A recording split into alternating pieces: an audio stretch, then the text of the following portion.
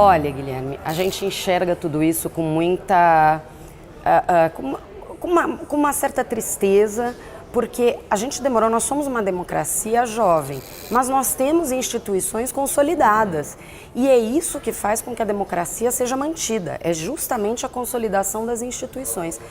Quando você tem, numa democracia jovem, que precisa de fato desse funcionamento das instituições, quando você tem um ataque a um dos poderes, uma tentativa de diminuir um dos poderes, uma tentativa de enfraquecer um dos poderes, isso nos faz questionar se efetivamente os pilares da democracia foram bem compreendidos.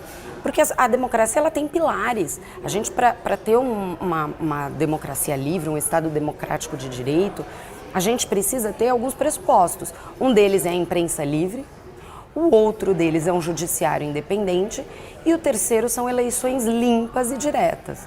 E isso tudo a gente tem aqui no Brasil, isso tudo a gente tem. Então, tentar atacar ou diminuir um dos poderes, que é um dos pilares para o sustento da democracia, é na verdade uma regressão, é tentar caminhar para trás, que é o que a gente não vai admitir.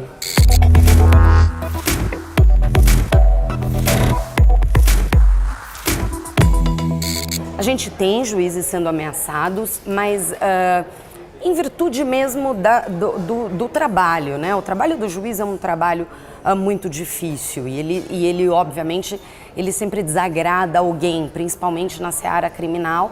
E a gente tem, e os tribunais agem e cuidam disso muito rapidamente. Agora, esses ataques em redes sociais, que são aqueles ataques de manada, que são ataques de grupo, esses sim são mais explícitos e são mais difusos, são difíceis de conter. As ameaças a um juiz em especial, elas são identificadas pelo setor de inteligência, são tratadas e são em virtude normalmente de algum fato da carreira. Agora, esses ataques coordenados em redes sociais, eles são mais difusos, são de fatos mais difíceis de serem identificados e contidos.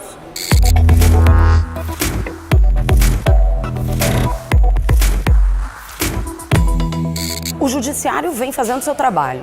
O judiciário não se intimidou em nenhum momento, desde que esses ataques, como você menciona, começaram. O judiciário nunca se intimidou. O judiciário vem cumprindo o seu papel de maneira muito firme, de maneira corajosa, sem retroceder.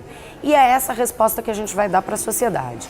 A gente vai continuar fazendo o nosso trabalho, a gente vai continuar garantindo a democracia, a gente vai continuar garantindo as eleições limpas, a gente vai continuar garantindo a liberdade de imprensa, que são os 3 pilares da democracia, como a gente falou no começo. A gente vai continuar fazendo isso e a gente acredita sinceramente que isso vai ser percebido, porque é óbvio que quando a gente fala em ataques, a gente fala nesse barulho, a gente não está falando de uma maioria da população, muito pelo contrário, a gente está falando de uma minoria muito barulhenta. Mas é óbvio que a maioria da população sabe da importância de se manter as instituições firmes e funcionando e o Estado democrático de direito. Então me parece que a resposta a ser dada a tudo isso é o trabalho feito com seriedade, com coragem, com determinação, com firmeza, e é isso que vai fazer com que haja uma permanência dessas instituições.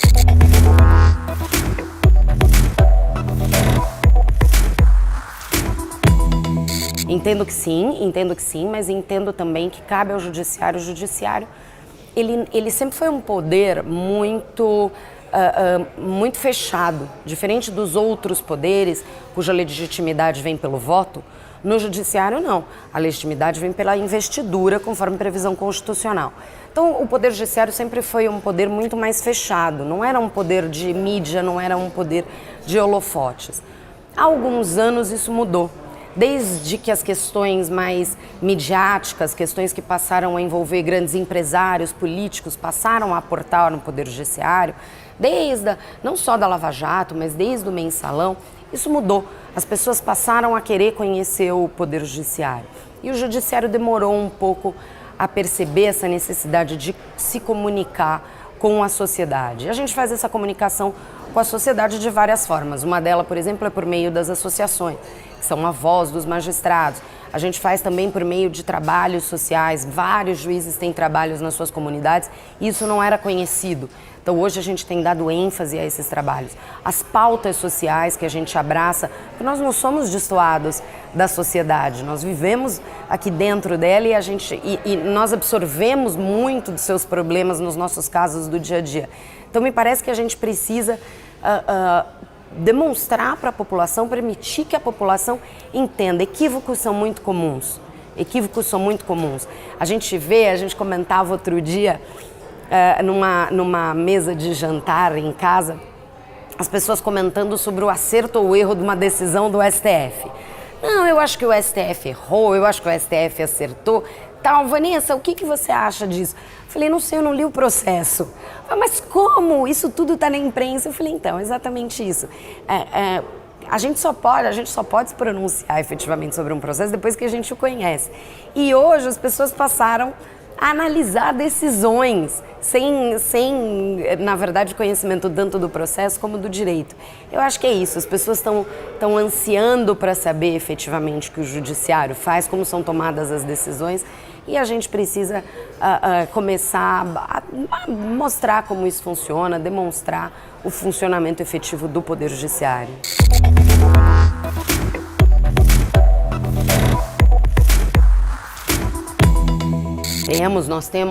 Nós temos premiações para os trabalhos sociais, nós temos a divulgação, nós temos uma seção no nosso periódico para demonstrar esse trabalho na sociedade. Nós temos visitados as prefeituras locais fazendo o lançamento da campanha Sinal Vermelho, que é uma iniciativa da AMB e do CNJ, mas tem sido divulgado nos estados pelas associações locais.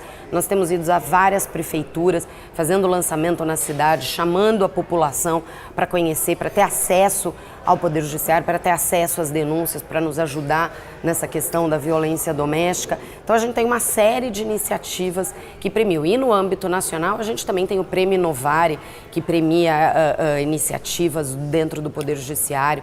Temos a Associação Nacional, o CNJ, que faz protocolos com toda a sociedade civil para melhoria da prestação jurisdicional. São diversos os meios de divulgação dessas práticas.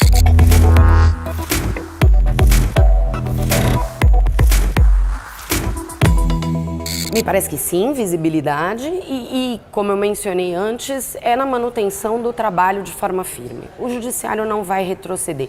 Aliás, o judiciário não pode retroceder. Se o judiciário retroceder, a gente enfraquece a democracia. E cada juiz tem consciência do seu papel, da sua missão. O juiz, quando passa num concurso, ele não passa a ter um emprego, ele passa a ter uma missão. Ele passa a ter a missão de fazer cumprir a Constituição, de garantir o Estado democrático de direito, de preservar a democracia do seu país. E os juízes têm consciência dessa missão. Então, o que vai fazer com que esses ataques terminem é exatamente isso, a gente demonstrar qual é o nosso papel, que nós temos consciência do papel e que ele vai ser exercido, queiram ou não queiram.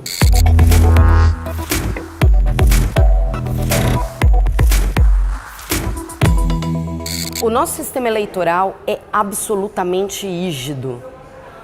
Nosso sistema eleitoral é seguro, é limpo, é auditável, sim, ao contrário do que às vezes dizem, o nosso sistema é auditável.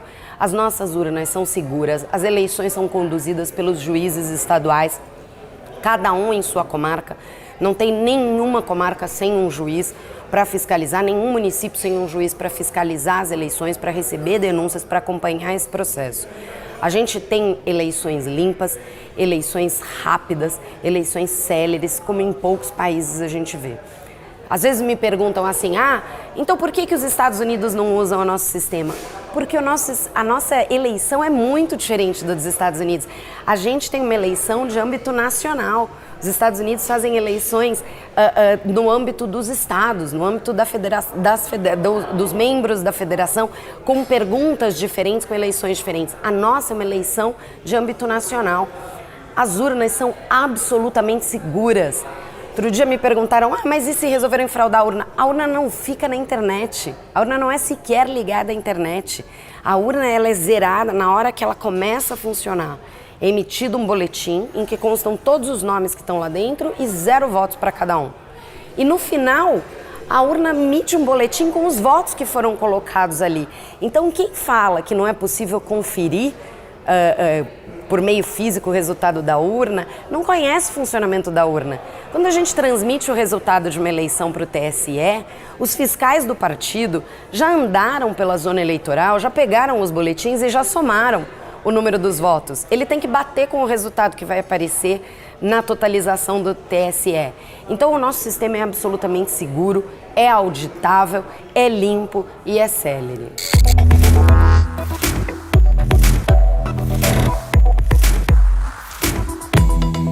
Olha, eu vou lhe dar um exemplo que aconteceu na minha zona eleitoral quando eu presidi eleições agora recentemente.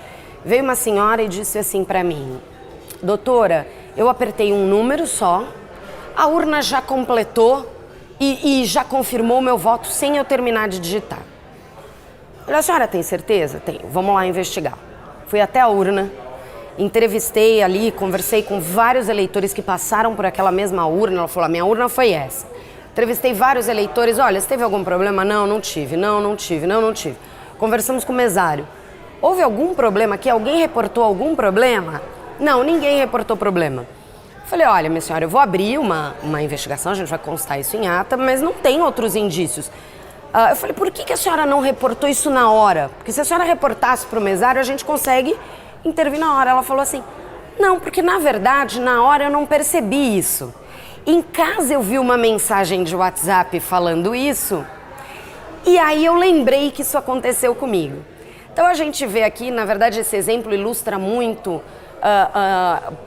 uma situação que a gente vive muito hoje. Primeiro, o poder nefasto das fake news. Aquela mensagem, aquele vídeo de WhatsApp que ela tinha visto, foi auditado depois e foi demonstrado que ele tinha sido editado para parecer que a pessoa não precisava confirmar e que a urna terminava sozinha. Aquilo era evidentemente fake news e foi auditado, aliás, foi auditado no mesmo dia das eleições. Mas aquilo provocou naquela senhora que tinha votado regularmente, tinha ido embora para sua casa, uma sensação de que o voto dela não tinha sido computado, de que a democracia estava em perigo, de que as eleições estavam em perigo. Olha o perigo das fake news, olha os perigos. A gente pode achar que isso é bobagem, a gente pode achar que isso não tem influência sobre nós, mas tem. Ela mexe com a população, principalmente com a população, não é só a população mais simples, não. A gente vê pessoas muito esclarecidas que se deixam confundir por essas fake news, por essas mensagens de massa. Então, tem um exemplo, e nessa eleição isso aconteceu algumas vezes, e toda a auditoria que foi feita demonstrou que não havia nenhum risco de fraude eleitoral.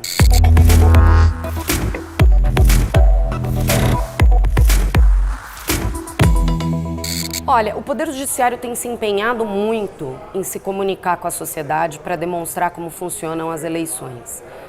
São várias as iniciativas, desde campanha para o voto, para as pessoas comparecerem à urna, campanha para as pessoas tirarem os seus títulos, regularizarem a sua citação, campanhas a demonstrar como funciona o sistema de votação.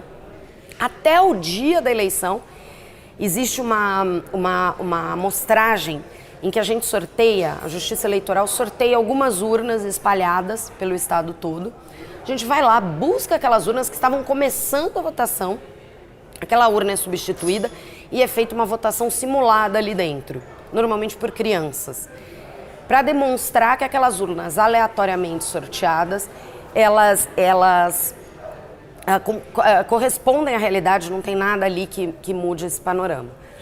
Agora, ataques vão vir se alguém não tiver algum interesse nessa fragilidade do sistema de justiça no sistema eleitoral, porque ele não existe. Se os ataques vierem, eles são decorrentes de informações equivocadas e de falta de compreensão do funcionamento das eleições.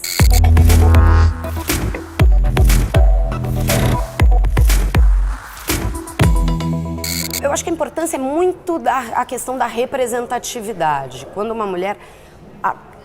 O nosso mote, a nossa campanha nunca teve este flanco, nunca pretendi ser eleita por ser mulher, mas sim em virtude do trabalho que eu exercia dentro do associativismo. Mas eu não tenho dúvida de que a ocupação deste espaço de poder, tem uma representatividade muito significativa. A gente acaba quebrando barreiras, quebrando paradigmas e mostrando que isso é possível. A gente tem muitas mulheres e com toda razão vem muita dificuldade no acesso aos espaços de poder, com razão, eu digo, por conta dos números. Os números falam por si. Os salários são mais baixos, a ocupação dos cargos de poder se dá em menor número, a ocupação no parlamento é muito pequena, a ocupação no executivo é muito pequena. Então, as mulheres veem aquilo, principalmente estudantes de direito, aspirantes a esses cargos, veem isso como uma possibilidade de um caminho a ser trilhado. E eu acho que quando uma mulher ocupa um espaço, ela traz outras consigo, ela estimula a ocupação de mais cargos, ela estimula a busca pela ocupação desses espaços.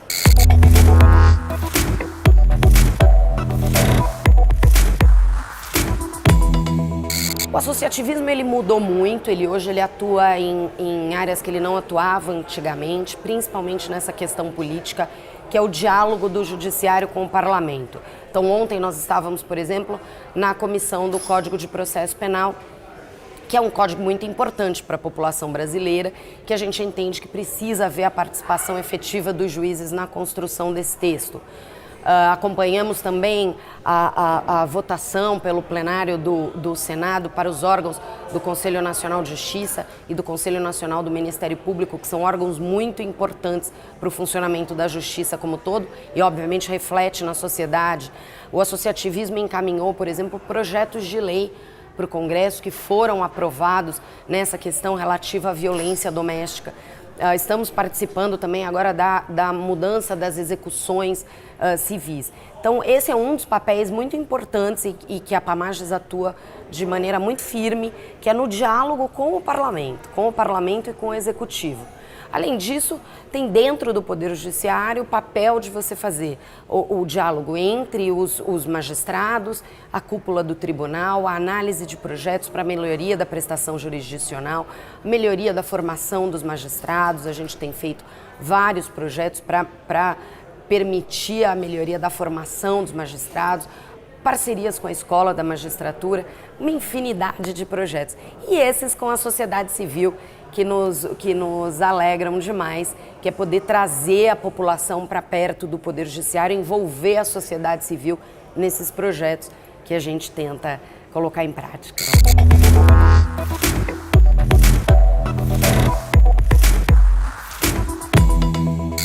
São muitos, os desafios não são poucos, a carga de processo é elevadíssima. Aqui em São Paulo nós temos uma carga de processo que corresponde a quase metade dos processos do país inteiro, as metas a serem cumpridas, a estrutura cada vez mais deficitária para que os juízes possam fazer a prestação jurisdicional.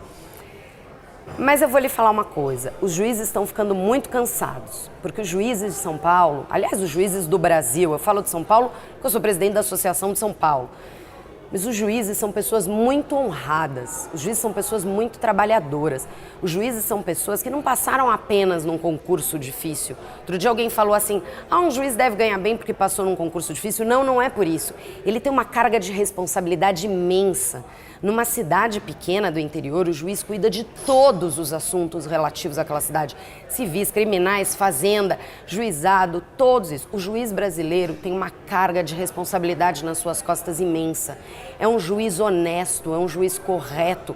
O índice de processos contra magistrados é ínfimo perto do número de juízes que existe aqui no Brasil.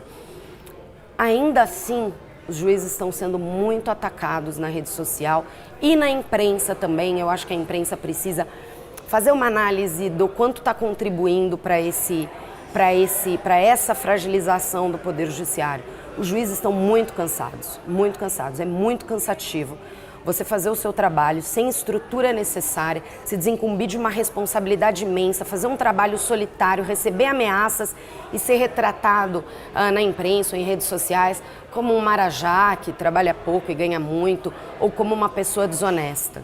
Os casos de desonestidade são poucos e são punidos severamente. Outro dia alguém falou assim, tem poucos casos de punição no CNJ. Sim, porque tem poucos casos de corrupção dentro de um universo de 18 mil juízes. Eu acho que o grande desafio do magistrado é não esmorecer.